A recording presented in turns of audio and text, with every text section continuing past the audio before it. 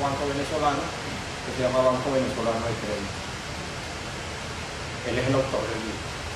Luego va a hablar la periodista María Isolier Iglesias, después la presentaré debidamente, después el doctor Antonio Pérez Clarín, y de último me empuja a narrar esta experiencia, una experiencia de vida que tuvo durante 11 meses en el secuestro, digamos, encerrado en un cuarto de 2 metros por 1,80, sin ver la luz del sol durante todos esos meses, sin oír palabras de ningún ser humano, con una música prendida a todo volumen durante el día, la bajaban durante la noche un poco y ponían música más bien instrumental, y en lo que muchos de ustedes pueden considerar y consideran con toda razón una aparente soledad.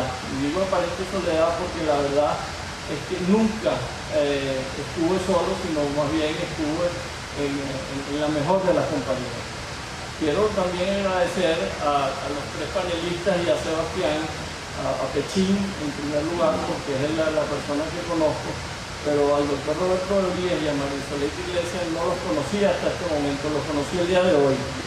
Yo creo que es muy interesante la experiencia porque si bien yo no los conozco, ellos tuvieron la amabilidad de aceptar, se leyeron el libro y vienen de una manera totalmente objetiva, de una manera transparente e independiente a dar sus opiniones de este evento que hemos titulado Violencia, Fe y Actitud. Queremos ver de una manera cómo experiencias de este tipo, experiencias de violencia, pueden ser o no replicables en otras personas.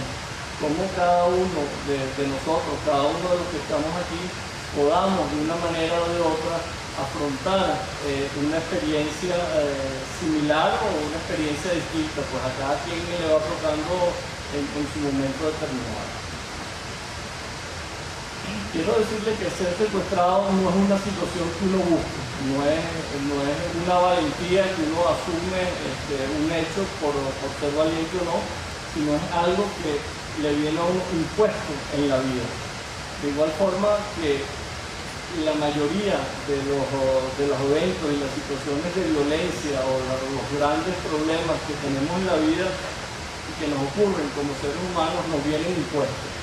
Muchas veces y voluntariamente nosotros no los buscamos, nosotros no caminamos hacia ellos, sino que más bien llegan a nosotros por voluntad ajena. O sea, tenemos que entender todos nosotros que en la vida los hechos nos vienen impuestos por la forma exterior. Pero es la forma, y en esto quiero ser muy claro, cómo reaccionamos nosotros ante estos hechos, y la manera que nosotros podamos superarlos y ver la vida de una manera positiva, o sencillamente hundirnos y ver el lado negativo de lo que tenemos y lo que estamos afrontando en la vida. Este evento de cómo reaccionamos ante los hechos de violencia que no podemos evitar es el objeto que es la intención que nos estamos planteando hoy. ¿Cómo podemos nosotros enfrentar esos problemas y ver que los hechos que nos acosan, que nosotros verdaderamente sentimos que somos las personas en un momento determinado más desgraciadas del mundo, cómo podemos o no podemos salir de esas cosas? Y por un momento nos podemos a pensar que otras personas tienen problemas mucho más graves de lo que tenemos nosotros. Quizá ese pensamiento fue uno de los primeros pensamientos que me vinieron a mí a la cabeza cuando estuve secuestrado, y cuando ya después de 2 o 3 días uno comienza, digamos, el proceso de pensamiento y a salir del shock inicial es, bueno, ¿cuántas personas habrá que estén peor que yo en este momento? De manera que quizá no debo quejarme tanto. ¿Por qué entra en mí ese pensamiento? Realmente creo que cuento, y conté con la gracia de nuestro Señor y la compañía de la Virgen durante todo ese tiempo. Fue una conexión, digamos, en ese aislamiento con una música que realmente aturdía, porque cuando uno empieza a cantar y tocarle la misma música, y es la misma música repetitiva. Todavía me acuerdo, y sin ofender a Cristóbal Jiménez, un cantautor llanero venezolano, bueno, podrá cantar bien o mal, a alguno le gustará, a otro no le gustará, pero cuando uno lo oye cada 2 días, 2 o 3 veces el mismo día, la verdad que no lo quiero oír más nunca, ¿no? Y así, muchos eventos que van pasando, digamos, eso, imagínenselo durante 300 días, la verdad que es fuerte, es una desesperación, pero en ese ambiente, rápidamente me di cuenta que sí, que yo tenía compañía, y esa compañía era Dios, era nuestro Padre, que siempre está allí, siempre está, y lo veo de esa manera y lo siento de esa manera, está dentro de nosotros. Lo que pasa es que en la vida que nosotros estamos llevando, y no creo que sea actualmente, sino en la vida en general del comienzo de la humanidad, pienso que puede ser así, tendemos a tenerlo un poco alejado, sobre todo en las épocas que no nos va bien. Quizás cuando nos va mal es que nosotros empezamos a pensar que ahí hay alguien dentro de nosotros, que ese alguien podemos establecer una conexión, y que estableciendo esa conexión y esa conversación, no es más que la oración, hay un confort, hay realmente unos hechos, una realidad espiritual que lo llevan a uno a sentirse realmente, aunque a ustedes les cueste difícil entenderlo, bien en ese momento. Ese pensamiento, muchas veces estuve encerrado de bienestar en un momento, por sentirme confortado por esa conexión y esa compañía que tenía, me hacía sentir que realmente estaba loco, ¿no? Pero una vez que salí y fui liberado, me he encontrado con varias situaciones y en varios libros que no es un pensamiento único. Viktor Frankl, en su obra El hombre en busca de destino, sufrió años en campos de concentración. Y él dice así: cuando los prisioneros sentían inquietudes religiosas, estas eran las más sinceras que cabe imaginar. Y muy a menudo el recién llegado quedaba sorprendido y admirado por la profundidad y la fuerza de la creencia religiosa. Esta intensificación de la vida interior ayudaba al prisionero a refugiarse contra el vacío y la desolación. Sentimiento muy similar al que yo he expresado. También dice el padre Rupert, que fue general de los jesuitas, y comenta sobre su encierro. Estuvo encerrado en solitario, preso en el Japón durante un mes en un invierno. Dice así: fueron muchas las cosas que aprendí en esos días. La ciencia del silencio, de la soledad, de la pobreza severa y austera, del diálogo interior con el huésped de mi alma. Creo que fue el mes más instructivo de mi vida. Pues bien, yo me siento de igual manera, siento que realmente no estoy loco, sino más bien creo que con estas 2 personas estoy en buena compañía, y pienso que muchas personas, en muchas situaciones en la vida, probablemente anónimas, probablemente que nosotros no las estemos viendo día a día, tienen este sentimiento también cuando tienen una tragedia personal, cuando tienen actos de violencia que son cometidos en contra de ellos. Pienso que más que excepciones son los sentimientos comunes que podemos tener los seres humanos. Esta actitud que se tiene con la oración interior es muy importante, pero no es suficiente. Nosotros tenemos que transformar esa conversación, esa conexión con Dios y esos esfuerzos que uno va haciendo en ese momento y transformarlo en acciones positivas que nos permitan a nosotros beneficiar a los demás, que nos permitan actuar a favor de los demás. Nosotros debemos preguntarnos a nosotros, ¿para qué nos ocurren estas situaciones? Estas situaciones que se nos presentan nos ocurren para un objetivo, para que tengamos claro qué debemos hacer en el futuro, cómo debemos reaccionar ante estos hechos y de qué manera debemos nosotros mirar y actuar. Y que entendamos que nadie pasa y disfruta su vida entera sin que le ocurran graves y grandes problemas. Yo creo que eso no existe. Ustedes me pueden buscar a alguna persona que haya pasado una vida, como dicen los muchachos, lisa, y la verdad que no creo que exista. A cada quien nos toca nuestra cuota de sufrimientos y calamidades. Esta respuesta al para qué, que me la planteé muchas veces y la he venido, digamos, como pensando luego, yo creo que tiene una respuesta fácil, sencilla, pero de difícil ejecución. Y hablaba ahorita con Pechín un poco este tema antes de subir aquí al estrado. Pienso que en una sociedad donde el predominante es el yo tengo que ser feliz, yo tengo que resolver mis problemas, debemos cambiar esa actitud por la palabra tú. Comenzar primero pensando en la persona que tengo al lado, pensando en los hijos, pensando en los hermanos, pensando en los vecinos, pensando en la comunidad, pensando en el país. Tenemos que ir ampliando el camino y la esfera con la que uno trabaja progresivamente.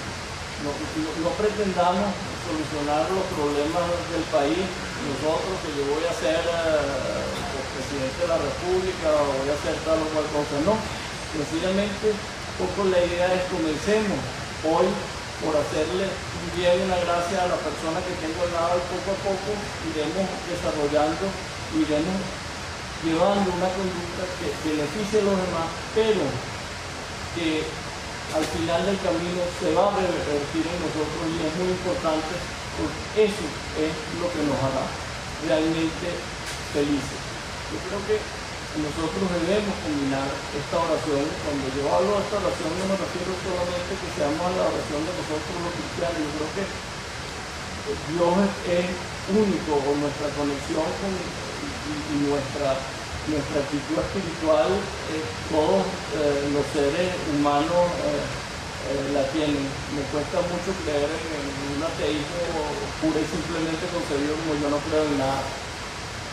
Pero esa actitud nos hace espirituales y nos hace también, somos personas físicas. Y yo creo que de una u otra manera debemos nosotros unir lo espiritual y lo físico. Hoy en día todos estamos pendientes de subir a hacerlo, de hacer ejercicio, de ir al parque, de correr, de nadar, de lo que sea. Pero nadie se ocupa de su sanidad intelectual, de su sanidad espiritual. Yo creo que nosotros, y eso es para mí uno de los, o el gran beneficio que yo sentí de este momento frustrado, es que me permitió unir la parte espiritual con la parte física. Yo no dejé en ningún momento de esos 11 meses de hacer ejercicio todos y cada uno de los días. Fue un esfuerzo, la verdad es que cuesta, pero necesita disciplina, y afortunadamente la tuve, de unir esas dos cosas entre la lectura, la oración y el ejercicio. Bueno, de una u otra manera me pasaba el viernes. La verdad es que yo le recomiendo hoy en día a la gente, le recomiendo a los hijos, los que estamos, traten de combinar una y otra cosa, para que de esa manera, digamos, puedan no solo ser felices ustedes, sino ser, en primer lugar, felices a las personas que tienen al lado, colaborar con las que tienen al lado, y buscar un clima de paz y armonía en su vida. Yo creo que, digamos, este es el mensaje que yo trato y quiero dejarle a ustedes, que efectivamente sí se puede afrontar los problemas, que sí puede haber una felicidad en medio de las turbulencias más grandes que se existen. Estamos en una Venezuela hoy en día con una turbulencia y una crisis realmente brutal, pero sí hay esa felicidad interna que nosotros podemos conseguir, sí hay esa felicidad interna que nosotros podemos transmitirle a las demás personas de una otra manera, y ir poco a poco creando esa paz y esa concordia que nosotros necesitamos. Yo quiero más bien dejarle a los panelistas para que analicen un poco el libro y después dejar esto libre a las preguntas y las respuestas que nosotros podamos realizar. Muchas gracias. Que como soy el moderador, y el moderador, una cosa muy propia en este país, pues se siente dueño del micrófono y del ambiente, pues me tomo ciertas libertades, pero muy cortas. Una, leer algo que puso el propio Germán García Bellutini en su libro, lo pone al principio. Él pone en la página de agradecimiento, al inicio, habla de una certeza: el camino transitado ha sido para el bien, no para desgastarnos en la retaliación o la desesperanza, sino para recargar energías y continuar. Y agrega: espero que este testimonio le pueda servir a alguien. Yo creo que sí, Germán, creo que nos sirve a todos este testimonio, porque todos de alguna manera vivimos secuestrados en este país. Todos de alguna manera estamos en libertad condicional. La diferencia entre Germán y nosotros, los demás que estamos aquí, por ejemplo, es que él sufrió un secuestro físico durante un tiempo determinado, y esa experiencia límite le ha servido para transmitirnos a nosotros qué podemos derivar de bueno de todo esto que hemos sufrido de diferentes maneras, ya sea de manera directa, de manera física, en algún secuestro, en algún asalto, en algún hecho violento, que no es raro en esta ciudad, por ejemplo, pero que todos derivemos de ahí una lección de vida. Esta lección de vida debe tener los pies muy bien puestos sobre la tierra. Y yo creo que el periodismo tiene esa virtud. Pone a la gente de una manera muy realista, muy cruda, en el terreno que pisa. Y para describirnos el terreno que pisamos en Venezuela en esta materia, que es una materia que tiene que ver con esa modalidad de violencia que es el secuestro, está acá al lado mío María Isoliet Iglesias, quien se graduó en la Universidad Católica Andrés Bello muy recientemente, y que a pesar de su juventud, por ejemplo, hoy, bueno, ella debe haber visitado muchas veces la morgue de Bellomonte, pero hoy, por ejemplo,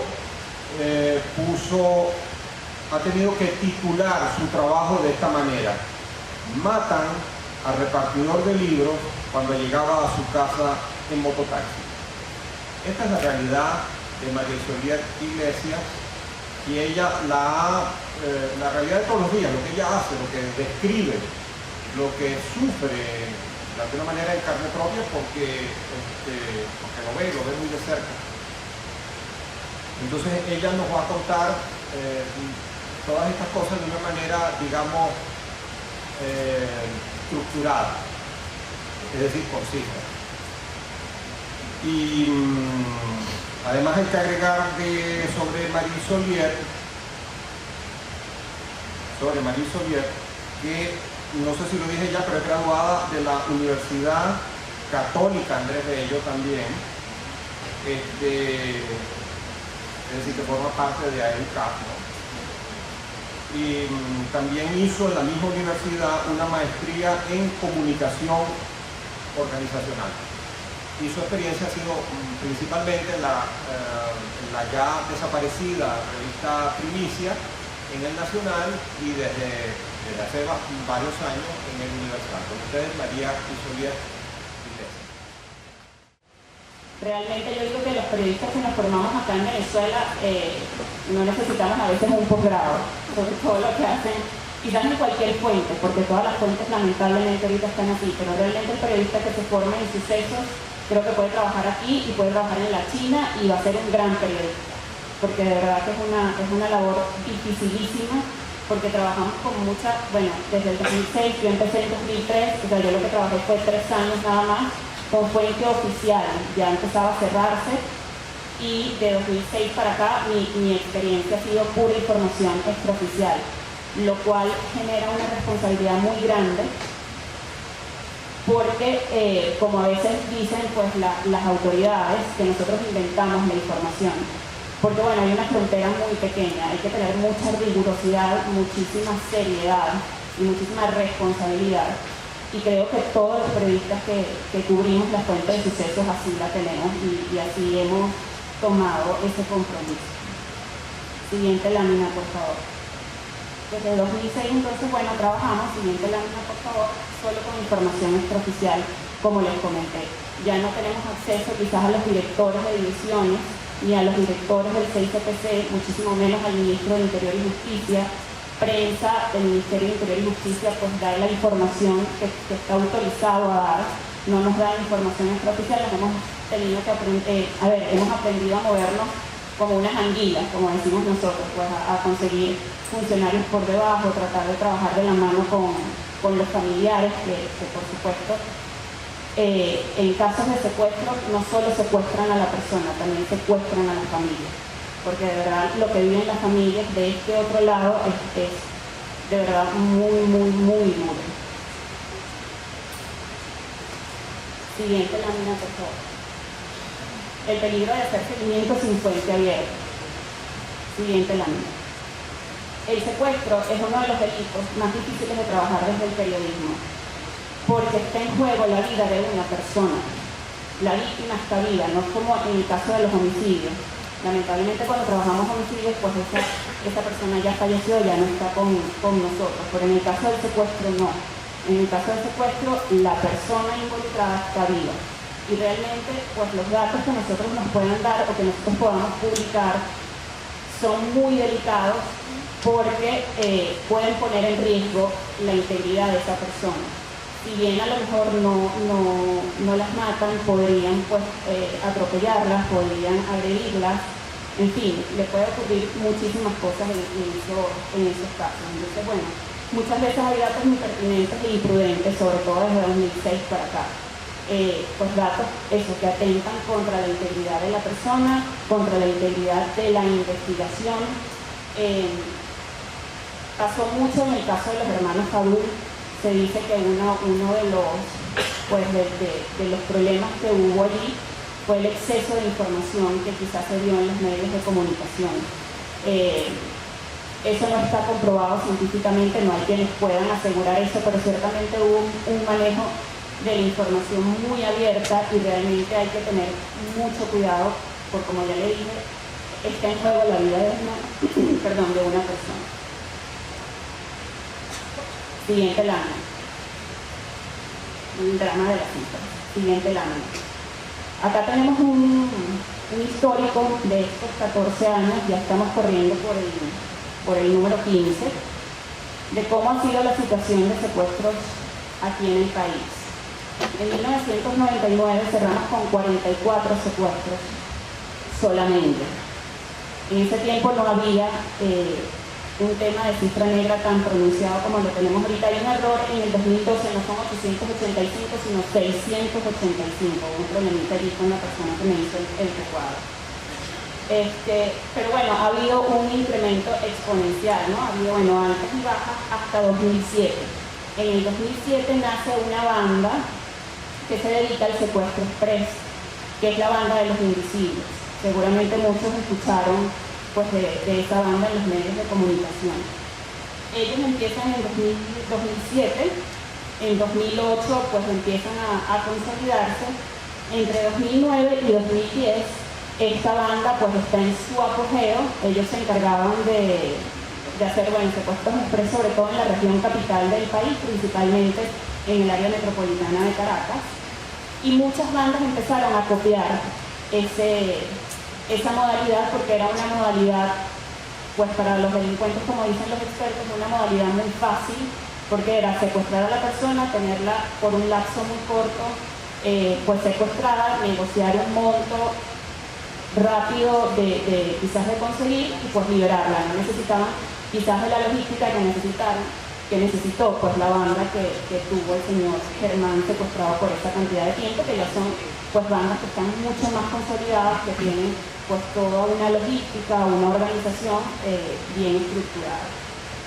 En 2011 se da un pico muy importante con esos 1.168 pues, casos que se reportaron en el país, y ese pico se da a partir del mes de junio, cuando, eso lo vamos a ver en láminas posteriores que vamos a analizar el año 2011, pero bueno, se da un pico allí por el tema de la toma del Rodeo 1, de la cárcel de Rodeo 1 y Rodeo 2, si lo recuerdan, que estuvimos pues un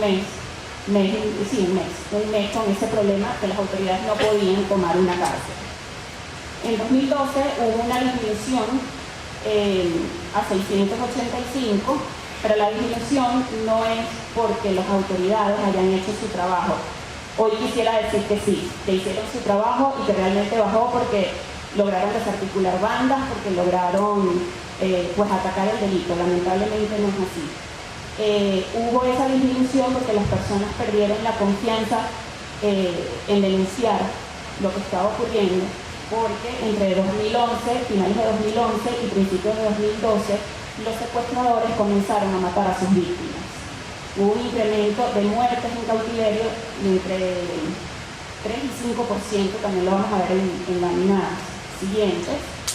Y ese era un fenómeno que no se daba, pues para los secuestradores su tesoro es la víctima. Si no hay víctima, pues no hay dinero de por medio, que es lo que buscan. Pero bueno, se dio esa situación. Hasta el 31 de marzo del año en curso llevábamos 112 denuncias, 112 casos.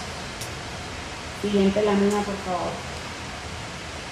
En casi 15 años de gobierno se han registrado en total 5.671 secuestros. Eso representa un secuestro cada día, en promedio. En los últimos 3 años, el 35% de los secuestros aproximadamente se han registrado en el área metropolitana de Caracas. Y desde 2007 hasta hoy, entre 80 y 90% de los secuestros en el país son express. Esta modalidad suele darse en la región capital, sobre todo pues, en el área metropolitana de Caracas. Siguiente lámina, por favor. El caso de 2011, como le dije. Siguiente lámina. El repunte se registra desde junio, como les dije. Se le atribuye a la fuga de 31 reclusos que permanecían en la toma de Rodeo 2. Supongo que muchos recordarán que se fuga en ese mes, pues en julio, cuando ya se va a resolver la fuga, se fuga el PRAN, el líder de la cárcel, con 30 de sus hombres de confianza. Luego, cuando ya se resuelve todo el tema de la toma, que el gobierno puede entrar, sacan a los reclusos y todo eso, se otorgan 140 boletas de excarcelación. Eran personas que sí necesitaban la boleta de excarcelación legalmente, se merecían ya la boleta de excarcelación, pero lamentablemente se las dieron sin oportunidades, sin haberlos educado, sin haber tenido programas para reinsertarlos en la sociedad. Entonces, bueno, estos 170 pues, reclusos que salieron a la calle salieron a secuestrar, según dicen las autoridades del 6CPC, por el repunte que ellos registraron ese año. Entre 2011 y 2012, el número de homicidios en cautiverio aumentó entre 3 y 5%. Para el 6CPC, como les dije, fue un fenómeno porque, bueno, eso no era un fenómeno que se diera hasta ese momento. Si se moría, a lo mejor la víctima se moría porque sufría de alguna enfermedad, porque tenía pues algún problema, quizás porque era muy mayor y sufría pues de algo. Pero no, en este caso pues empezaron a matar a las víctimas. Entre 2011 y otros países, sobre todo de América, ¿no? Siguiente lámina. En México se registraron en 2011 1.239 plagios, es decir, una tasa de 1,1 secuestros por cada 100.000 habitantes. En Colombia, según el Ministerio de la Defensa Nacional de ese país, se totalizaron 305 secuestros nada más, una tasa de 0,7 por cada 100.000 habitantes. En el país ocurrieron 1.150, es decir, una tasa de 3,8 secuestros por cada 100.000 habitantes.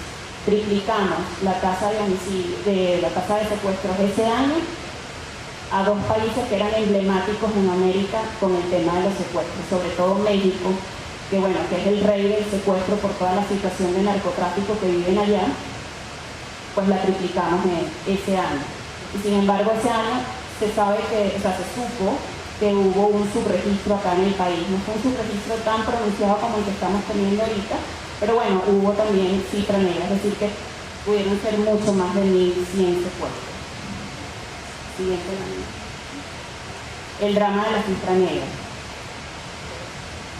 De acuerdo al grupo de criminalistas que se dedican a asesorar a las familias que son víctimas de este delito, 2012 cerró con un subregistro del 65%.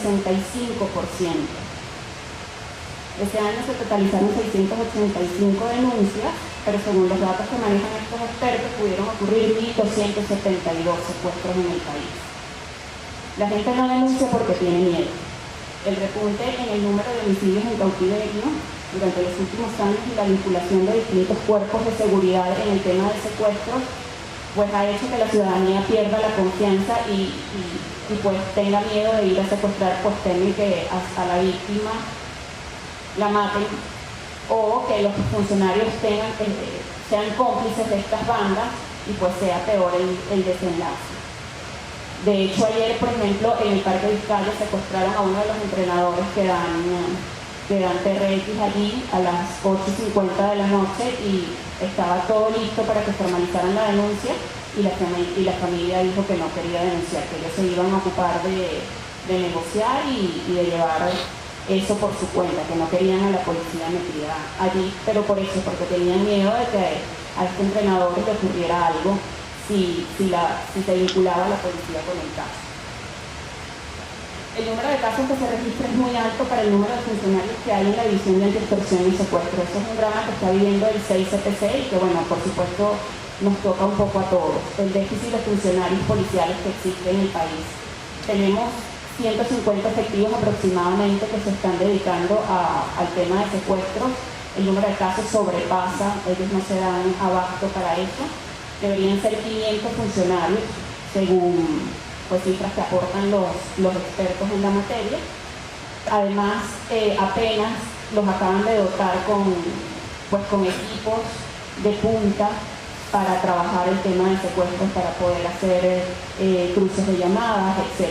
Por lo pronto, no se tenía eso, se tenía que trabajar directamente con las telefonías celulares para que ellos colaboraran, pues si podían, con la policía.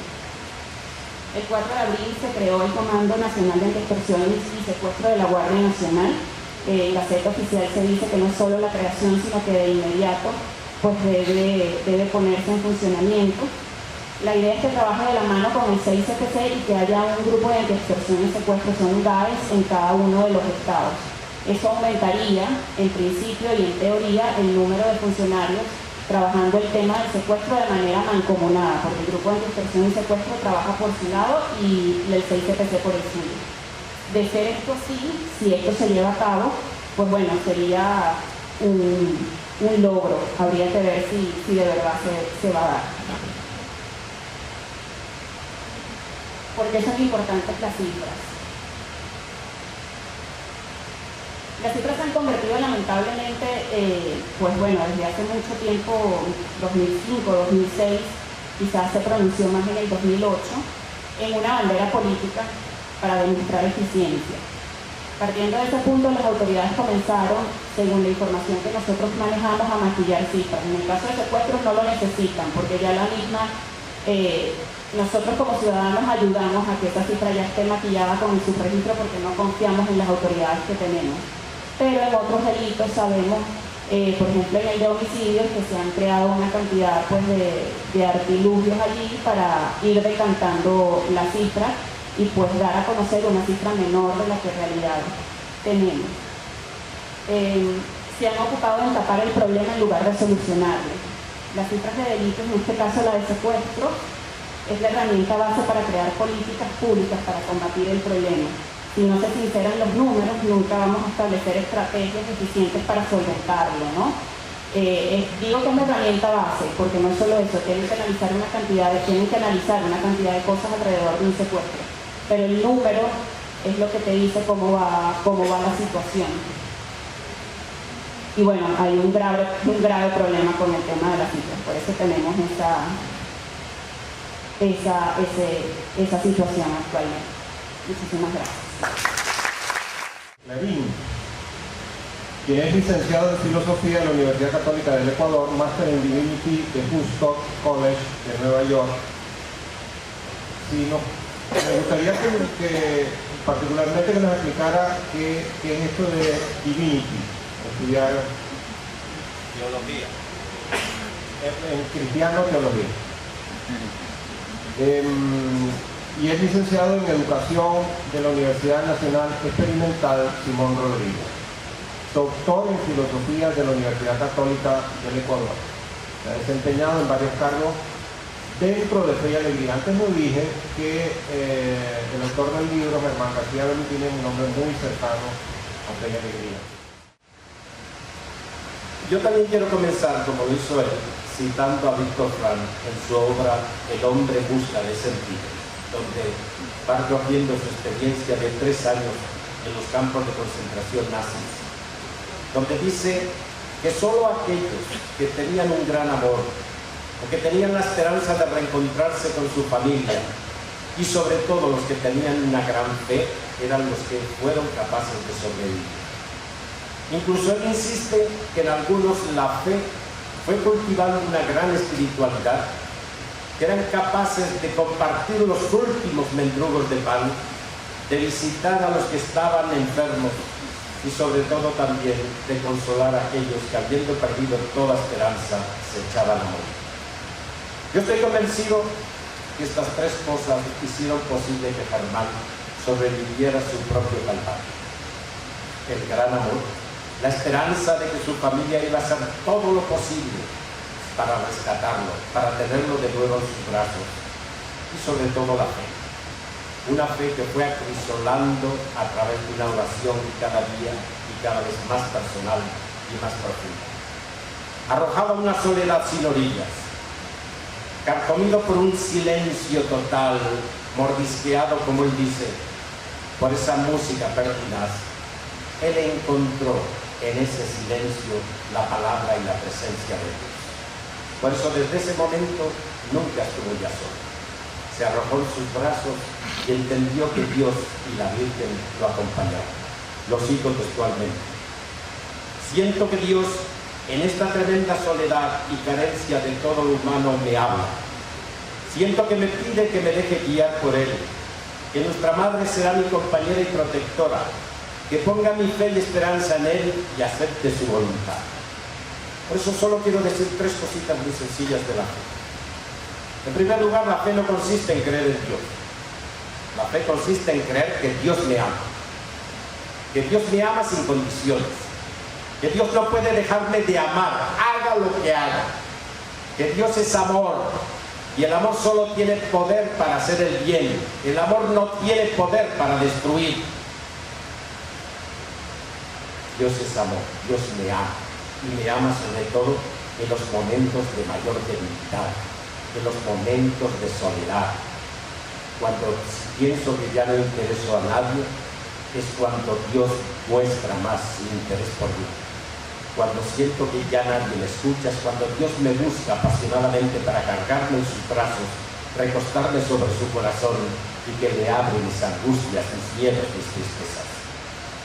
Leyendo el libro de Germán, yo me acordé muchísimas veces de esa historieta tan bella, que sin duda muchos de ustedes conocerán, que se titula Huellas en la arena.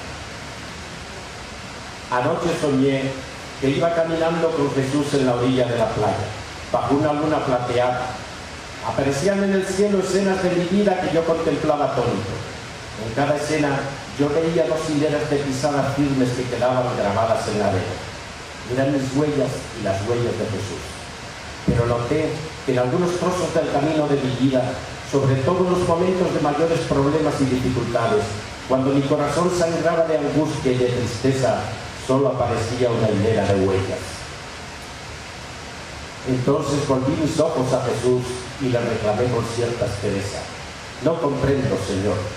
Tú me dijiste que siempre caminarías a mi lado, pero veo que en los momentos más difíciles de mi vida solo hay una hilera de pisadas, lo que me indica que me dejaste solo cuando más necesitaba de tu ayuda. Entonces Jesús me acarició con la más dulce de sus miradas y me dijo: comprendo tu confusión y desconcierto, pero nunca te dejé solo. Si te fijas bien, verás que en esos momentos difíciles de tu vida, cuando solo aparece una hilera de pisadas, las huellas se hunden más profundas en la arena. Es que en esas ocasiones yo te llevaba cargado en mis brazos. Porque en esos momentos tan difíciles, Germán se sintió especialmente querido por Dios, se arrojó en sus brazos y se entregó confiadamente a su voluntad. Por eso, como él mismo escribe, incluso anonadado de esa gran alegría que sentía en su corazón y sintiéndose en cierto modo culpable al pensar en la terrible angustia y dolor de los amigos y familiares que estaban fuera, escribe: en algunos momentos, en esa calurosa y pequeña cárcel, sentía una felicidad y una razón de ser que hasta remordimiento me daba por el sufrimiento de las personas que estaban esperando mi regreso. Esta sensación es la suma de toda felicidad. Segunda idea: la fe consiste en aceptar que Dios me ama y en responder con amor a ese amor. Dios me ama y yo tengo entonces que responder al amor. Dios nos hizo a su imagen y semejanza, somos seres para amar. El sentido de la vida es el amor, y sin amor la vida no tiene sentido. Hoy se habla mucho de hacer el amor, es todo lo contrario. El amor nos hace, el amor nos constituye como personas, el amor nos confiere identidad. Todos los fracasos en la vida se reducen a un fracaso en el amor. Detrás de cada delincuente es una persona que no ha sido querido bien, no se quiere, no sabe querer y necesita destruir. Por eso, Germán entendió muy bien que si Dios es Padre, no es Padre mío, es Padre nuestro. Y eso nos hace familias. Luego, la respuesta al amor de Dios es vivir como hermanos y amarnos unos a otros, incluso amar a los enemigos, incluso amar a aquellos que nos hacen daño. Por eso, Germán fue capaz de perdonar, fue capaz incluso de orar para que esos que le estaban causando tanto sufrimiento y tanto dolor reconocieran y se convirtieran, que también empezaran a vivir como hijos de Dios. El perdón es la expresión más sublime del amor. El perdón, en definitiva, es darle al otro más amor del que merece. El perdón es, en primer lugar, un acto de liberación. Si tú no perdonas, sigues encadenado al rencor, a la ira. Por eso, perdonar es, en primer lugar, como liberarme del daño, liberarme de la angustia. El que no perdona, yo suelo decir, es como si uno se tomara veneno y esperara que otro se muriera. Por eso el perdón es un gran acto de libertad, es un acto de quitarle al otro el poder de seguirte haciendo daño. Si tú no perdonas, siempre que te acuerdes de la ofensa, el otro te sigue prolongando las heridas. Por eso perdonar no es olvidar, perdonar es recordar sin rencor. Pero el perdón, atención, no va, todo lo contrario, contra la justicia, sino que la exige. Perdonar no es olvidar y abandonar todo interés por las ofensas e incluso crímenes del enemigo, sino todo lo contrario. Es recordar de una manera nueva, Perdonar no es sencillamente disculpar, pues el perdón implica un juicio moral sobre lo hecho. Perdonar no es sencillamente sobre lo hecho mal, sobre el gusto, sobre lo doloroso. Por el mismo motivo, perdonar no es minimizar los hechos diciendo que no importan. Perdonar no es tampoco renunciar a que se haga justicia. El perdón y la justicia pueden y deben andar juntos. Si los secuestradores son perdonados sin más, si los corruptos son perdonados sin más, si los que abusan y ofenden son perdonados sin más, si los asesinos son perdonados sin más, la sociedad canoniza a sus propios destructores, deja inermes a las personas y se destruye a sí mismo. El perdón no es un salvoconducto para obrar mal, ni significa que lo mal hecho no tenga importancia. Perdonar es inventarse una nueva relación con las personas que han causado daño, es salir de la cadena de la violencia. Solo el perdón puede abrir un futuro auténtico y generar nuevas relaciones. Ni la venganza ni la violencia pueden hacerlo. No hay paz sin justicia, no hay justicia sin perdón, decía Juan Pablo II. La venganza es el final catastrófico de la política, así como la justicia encuadrada en el perdón es su comienzo fructífero. Tercera y última idea. El amor consiste en reconocer que Dios me ama, responder a ese amor amando a los demás. Y lo tercero, tal vez lo más difícil, reconocer que Dios nos necesita. Dios tiene un proyecto, Dios tiene un sueño, el sueño de construir el reino, la sociedad justa, fraternal, la sociedad de la hermandad. Dios como Padre de todos sueña en que empecemos a ser posible vivir como hermanos. Y ese es el proyecto de Dios. Y nos invita a construir ese proyecto.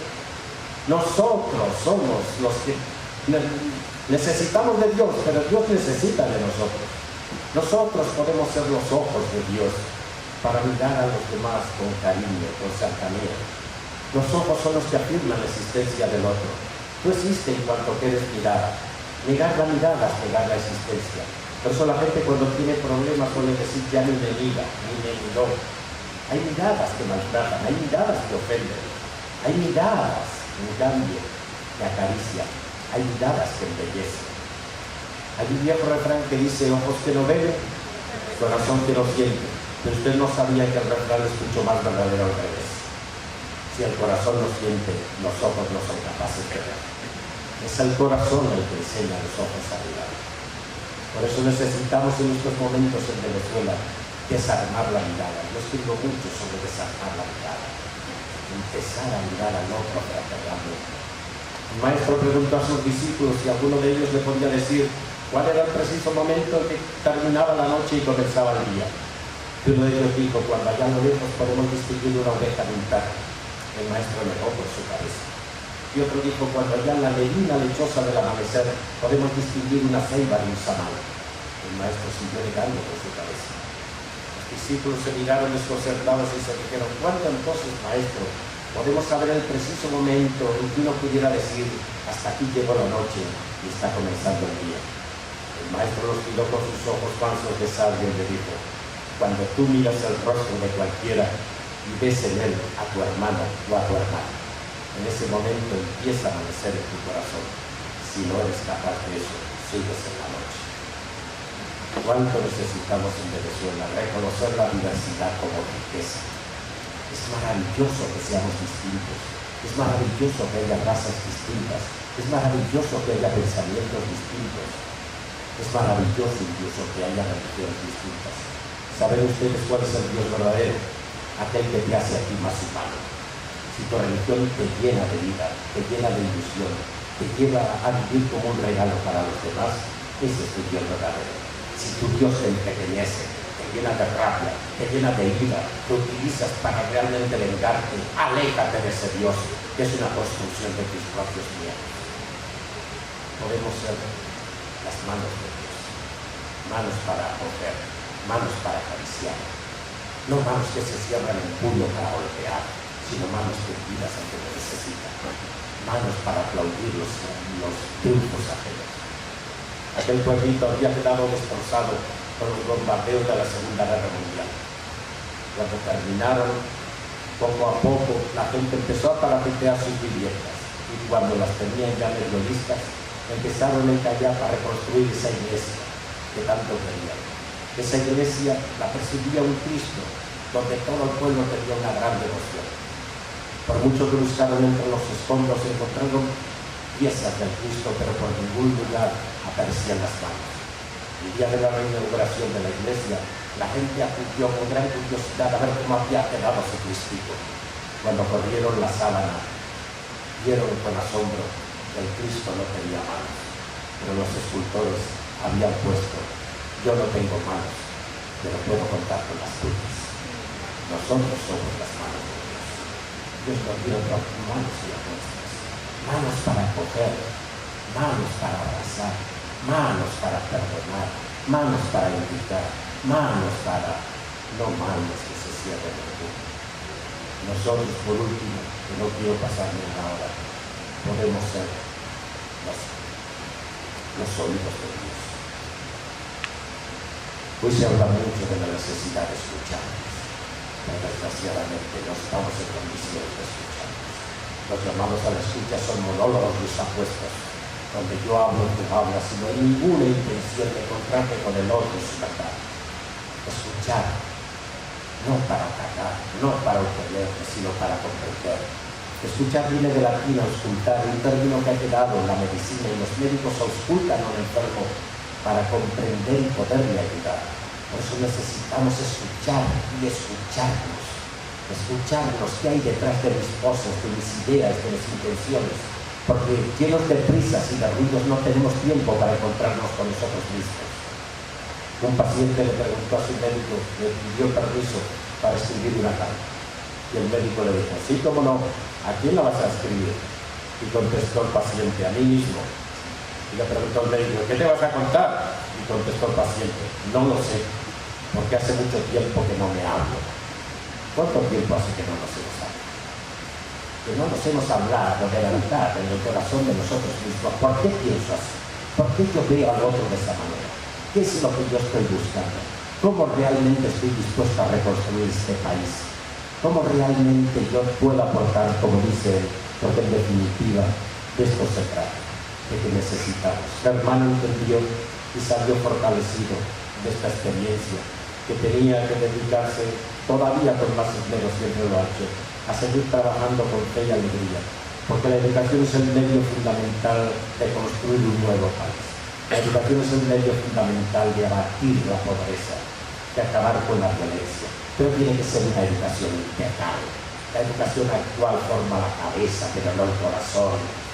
Yo sueño con el día en que todas las universidades, junto al título de periodista, de médico, de abogado, pudieran dar el título de persona. Porque hay muchos abogados muy elocuentes, pero como personas están raspados, prepotentes e engreídos.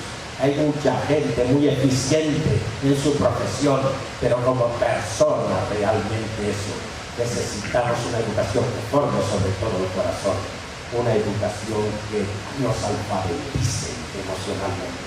Pues sabemos que el coeficiente emocional es mucho más importante para triunfar en la vida que el coeficiente intelectual.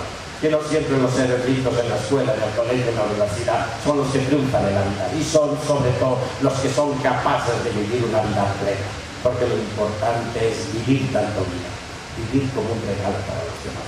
Y eso es lo que aprendió Fernando de su experiencia, y eso es lo que yo le he querido agradecer.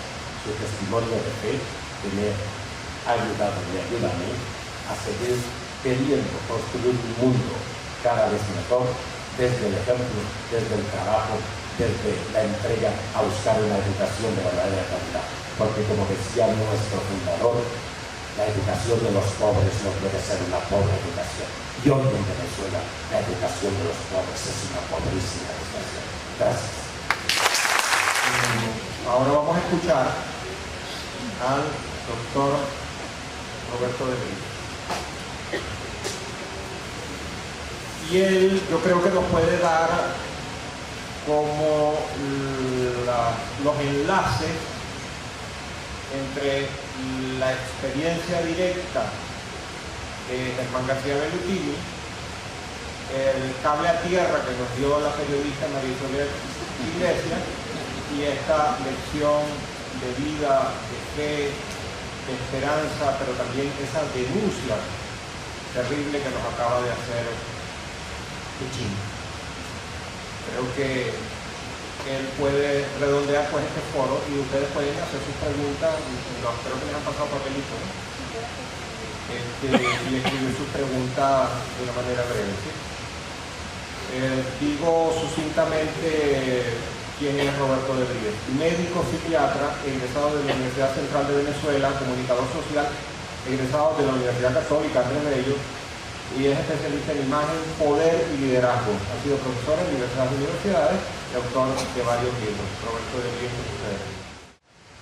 Y hermoso es leer el libro y creer en el ser humano. A mí me hablaron aquí de que fuésemos a hablar un poco sobre violencia y actitud, y como me dedico al estudio de los conceptos, que son las definiciones propias que tenemos los seres humanos acerca de muchas cosas, y que realmente el pensamiento, ese que viene de la mente, ese que viene del cuerpo y que se acompaña del alma y el espíritu, realmente es interesante ver entonces cómo la violencia, y les voy a dar mi concepto, después de mucho, porque la violencia tiene mucha relación con el poder, realmente la violencia es la patología del poder.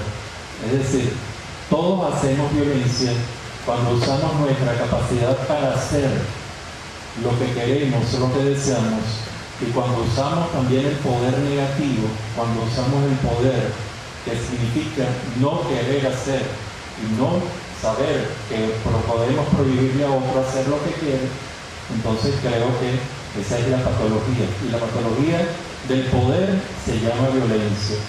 Pero por otra parte, cuando nos enfrentamos a otros términos, y el término, por ejemplo, el término de actitud, yo concibo la actitud como la respuesta a un todo, y ya lo voy a asociar con el libro de Germán García Brutini. Cuando uno habla de actitud, uno puede hablar, y eso lo aprendí en la Católica, eso me acuerdo en una clase de tercer año de periodismo, cambió mi vida esa clase, cuando me hablaron de actitud, y siendo médico y siendo casi psiquiatra, no me habían dicho que era actitud, y la actitud es la respuesta que tenemos los seres humanos frente a cualquier elemento, y tiene tres elementos: tiene lo que yo sé, tiene lo que yo siento y tiene lo que yo hago. Y a partir de ese día vi lo que era la posibilidad de tener y de ser y de tener como guía la integridad. Cuando uno lee este libro, uno lee una actitud íntegra, una actitud realmente constructiva ante una situación. He visto he tenido muchos pacientes víctimas de secuestro, y realmente la sensación que tienen es la pérdida por completo de la libertad. Es decir, a partir de ese momento ya no soy yo, ya no manejo mi vida, otra persona maneja mi vida, y probablemente a gran parte de la gente que no tiene los recursos espirituales, probablemente esa ausencia de poder por exceso de poder de otro, y que es realmente lo que conmueve este libro, conmueve mucho, por supuesto, y ese ejemplo y el modelo, y yo lo voy a usar como un modelo de lo que se debe hacer en parte del secuestro, pero me impresiona mucho la actitud de quienes hacen la violencia. Es decir, ¿cómo pueden existir seres humanos que sean capaces de hacer eso, de someter a otro ser humano a eso que somete, de no tener esa empatía, de no tener esa capacidad para valorar en el otro a otro ser humano? Cuando nosotros hacemos los estudios que hacemos, y hoy la exposición de él me aclaró muchísimo, porque yo digo, y realmente, que si quisiéramos solucionar el problema de Venezuela, yo solucionaría con una palabra: amor. Y esa palabra, dicha por alguien con pensamiento científico, tengo que explicarla. Amor son tres acciones, y la he medido en todo el país, y son las acciones del acercarse, de estar cerca del otro, la de aceptar a otro y la de mejorar al otro. Y cuando uno hace estos estudios en casi todo el país durante mucho tiempo, que no ha cambiado. Nosotros los venezolanos somos unos deficitarios en el amor, conductualmente hablando, porque lo único que hacemos con el otro es acercarnos. Ni realmente no nos aceptamos el uno al otro y menos aún nos mejoramos. Entonces cuando uno lee este libro y uno siente, y yo siento, lástima de verdad que el tiempo es muy corto para explicarle cómo veo yo científicamente a Germán García Velutín y su actitud. Yo lo describo y lo puedo describir y lo voy a escribir por un comentario sobre este libro. Él tiene lo que nos hace falta. Él tiene las características de la psicología interdependiente, de la psicología que va mucho más allá de una psicología del victimario y la víctima, que va mucho más allá de la psicología del superviviente, que tenía razones para tenerla, que va mucho más allá de la psicología del independiente y que se transforma entonces en un verdadero ser humano que se graduó de persona en el sentido de tener logros en su vida y de tener éxitos, pero sobre todo de ese reconocimiento del otro. En todo lo que yo leí, no vi la sensación de injusticia, no vi el sentimiento de reconcomio, no vi ningún ese elemento. Y entonces, para que ustedes estén más claros, probablemente les voy a dar la dirección donde yo voy a publicar mi impresión sobre la psicología, hecha, por supuesto, a través del libro, a través del análisis y discurso del libro, cómo alguien puede llegar a ser interdependiente. Porque un interdependiente se relaciona completamente diferente con los demás. Si yo soy interdependiente, si cualquiera de ustedes es interdependiente, ayuda a las víctimas, les da poder a las víctimas que no saben que tienen poder, que no tienen poder o que no se atreven a utilizar poder. ¿Cómo se acerca un interdependiente, en este caso Germán, a los sobrevivientes? Probablemente con mucho afecto, con mucho amor, con mucha comprensión y tratando de darles una capacidad prospectiva. Para mí él ayudó a los victimarios, a quienes lo dejaban, él los ayudó a ser mejores personas. Eso está muy bien reflejado al final del libro. ¿Cómo ayuda un interdependiente o un victimario a esas personas o a esos grupos que tienen su poder en las debilidades del otro, en dándole un camino, dándole una posibilidad? Qué difícil suena eso ahorita en Venezuela. ¿Y cómo le da un interdependiente una oportunidad a una personalidad independiente, a una personalidad que siente que ya lo tiene todo? Probablemente le da una lección de humildad únicamente con mirarlo a los ojos y decirle: yo te comprendo. Y ahí surge una filosofía hermosísima de la cual nosotros estamos estudiando hace un tiempo, que es la filosofía Ubuntu, la filosofía que le permitió a Nelson Mandela reconstruir un país, o más bien construirlo, la unión, la integración de un país. Entonces yo veo en esto una lección de interdependencia. Creo que pueden disfrutar mucho, sí, esto de lo que pueda escribir al respecto, en el sentido de ver en psicología cómo una personalidad pasa de cualquier elemento de ser víctima, victimario, sobreviviente e incluso independiente, da ese paso para ser interdependiente. Es lo que el amigo aquí llamó fraternidad, esa relación de esa diversidad valiosa en la que todas las diferencias que tengamos pueden ser elementos de alegría y regocijo y de realmente posibilidad de diálogo. Por otra parte, y en esto me hubiese gustado hablar muchísimo más de este libro tan valioso, creo que el concepto que les quiero dejar, y ya con una visión científica, es el del concepto de la resiliencia. Es un concepto que se comenzó a trabajar hace algunas décadas y que tuve el honor de hacer un trabajo con unos psiquiatras hace 20 años en todo el mundo, en donde agarrábamos niños en la calle y esos niños en la calle lo estudiábamos y eran con una psicología de sobreviviente. Entonces, cómo al paso de los años algunos de esos niños sobrevivientes niños de la calle, niños realmente como algunos de ellos triunfaban en la vida y otros, por el contrario, terminaban muy mal. Y cuando se empezó a estudiar qué diferenciaba a estos niños resilientes, se encontraron 4 o 5 elementos que quiero repasar y que quiero que ustedes vean después cuando lean el libro, en el libro de Germán, que no era un niño, pero quedó sin poder de un momento a otro. Un momento cuando le dijeron, tu vida ya no es tu vida nos pertenece. Esos elementos son red afectiva, el primero, tener un amor, tener gente que ame, tener gente que ame sin condición. Probablemente no tenía la presencia de sus seres amados, pero tenía, por supuesto, el recuerdo, la vivencia, el saber y sobre todo algo que conmueve en este libro, que da el título, que es tener a Dios. Y realmente eso es un aspecto de fe que realmente comparto todo lo que han dicho aquí. Segundo elemento para ser resiliente, la sensación de misión de vida. Es decir, tener él lo dijo muy bien y lo dijo además con el concepto que manejamos para valorar misión de vida, tener un para qué y no quedarse en el por qué. Quedarse en el por qué me sucedió una cosa realmente nos llega, por ejemplo, lo que podemos estar pasando como colectivo, si nos preguntamos siempre el por qué nos pasó esto, probablemente nos sintamos estúpidos.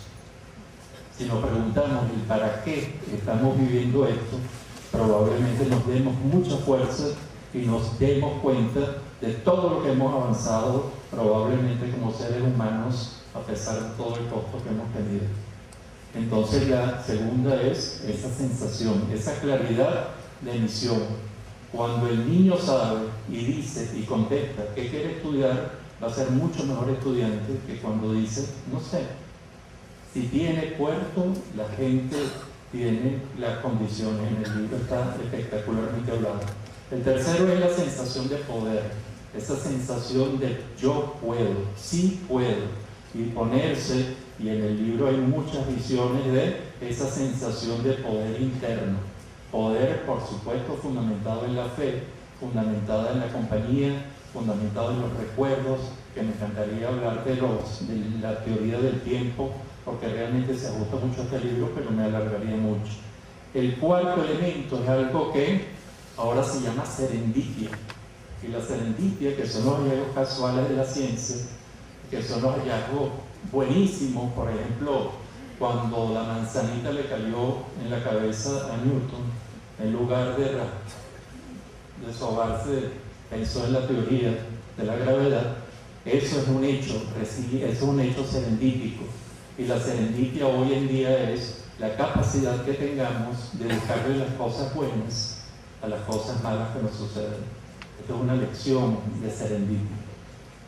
Estos son elementos importantes y yo creo que este libro, de verdad, a mí me impacta mucho y realmente el contacto con este libro nos da una relación muy importante con el tiempo. Y voy a hacer en 2 minutos un resumen de esto. Los seres humanos tenemos, y eso nos diferenciamos en la razón, probablemente inventamos el tiempo para sentir el paso de los cambios que tenemos, y tenemos un pasado, un presente y un futuro. Nadie tiene otro tiempo, nadie carece de uno. Cuando uno tiene confianza en el pasado que uno tuvo, porque uno ha recordado, probablemente uno tiene la justificación de ser lo que soy. Este libro reza justificación. Este libro expresa un claro por qué estoy vivo. Este libro también analiza el presente y de verdad que y el tiempo, realmente el tiempo presente es, y cada quien, en eso estamos haciendo estudios muy interesantes. Yo le preguntaría si ustedes piensan que el tiempo presente es el momento actual, esta noche, lo que estamos viviendo, probablemente se sienten y estén muy estresados.